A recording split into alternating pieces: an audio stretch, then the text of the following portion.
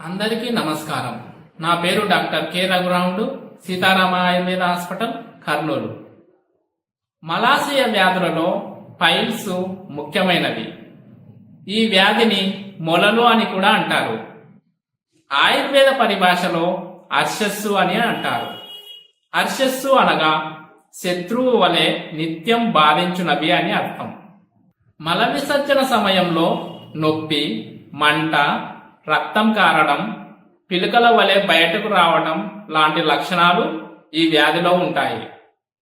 ఈ వ్యాధి రావడానికి ముఖ్య కారణాలు: ఎక్కువగా కారం, మసాలాలతో కూడిన ఆహార పదార్థాలు తీసుకోవటం, నూనెలో వేయించిన ఆహార పదార్థాలు ఎక్కువగా తీసుకోవటం, చైనీస్ ఫాస్ట్ ఫుడ్ ఎక్కువగా తీసుకోవటం, మసాలాలతో కూడిన మాంసాహార భోజనం ఎక్కువగా తీసుకోవటం, ఆహారం తీసుకోవటంలో సరైన సమయపాలన లేకపోవటం, వృత్తిరీత్యా, వ్యాపార రీత్యా గంటలు తరబడి కుర్చీల్లోనే కూర్చొని ఉండటం, తగినంత వ్యాయామం లేకపోవట, ఆహారంలో తగినంత పీచు పదార్థాలు లేకపోవుట, దీర్ఘకాలికంగా మలబద్ధకం ఉండి విరేచనం కొరకు ముక్కవలసి రావటం వలన, తక్కువగా నీరు తీసుకోవడం వలన, విరేచన ఔషధములకు అలవాటు పడుట వలన,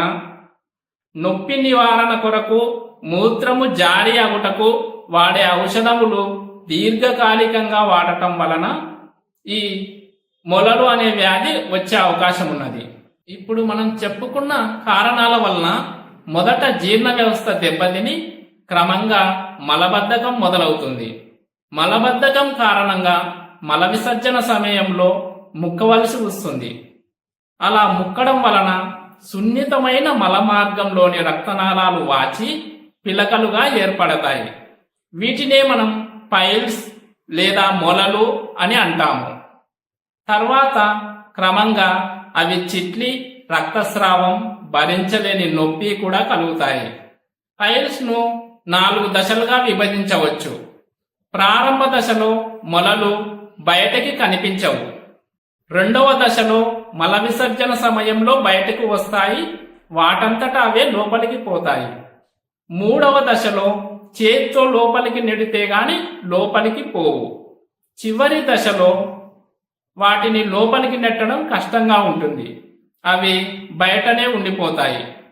మొలలు ఉన్నప్పుడు కనిపించే ముఖ్య లక్షణాలు: నొప్పి మరియు రక్తస్రావంతో కూడిన విరేచనమాగుట, గుద ప్రదేశం నందు దురద, మంట మరియు ఇబ్బందికరంగా ఉండుట, గుదము చుట్టూ వాపు కలిగి ఉండుట, గుదము దగ్గర ముద్దవలే ఏర్పడి ఉండుట మరియు అది నొప్పి కలుగుట, మలము తెలియకుండా స్రవించుట, విరేచనమైనను కానట్లుగా అనిపించుట, విరేచనము తర్వాత జిగట స్రావము అగుట లాంటి లక్షణాలు కనిపిస్తాయి. ఈ వ్యాధి తీవ్రత ఎక్కువగా ఉన్నట్లయితే సరిగా నిలబడలేరు, కూర్చోలేరు. ఎక్కువగా రక్తం పోవటం వలన నీరసంగా ఉంటుంది. విపరీతంగా కాళ్ళు లాగుతాయి. విసుగు, కోపం వస్తాయి.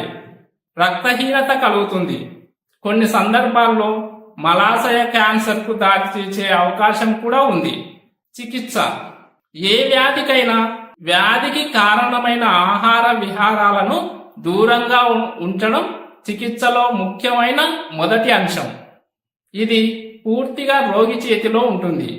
మొలలు అనగానే చాలా మంది శస్త్రచికిత్సకు రెడీ అయిపోతారు. శస్త్రచికిత్స చేయించుకున్న కొంతకాలానికి అవి తిరిగి ఏర్పడుతుంటాయి. దీనికి కారణం ఏమిటంటే మొలలను తొలగించినప్పటికీ వాటికి మూలమైన జీర్ణ వ్యవస్థను సరిదిద్దుకోలేకపోవడమే. ఆయుర్వేదంలో జీర్ణ వ్యవస్థను సరిచేస్తూ మలబద్ధకాన్ని పూర్తిగా తొలగించి తద్వారా మొలలను తగ్గించుకోవచ్చు. అలా కాకుండా మొలలు చాలా కాలంగా ముదిరిపోయి ఉంటే క్షారసూత్ర చికిత్స విధానం ద్వారా మొలలను తిరిగి ఏర్పడకుండా తొలగించుకోవచ్చు.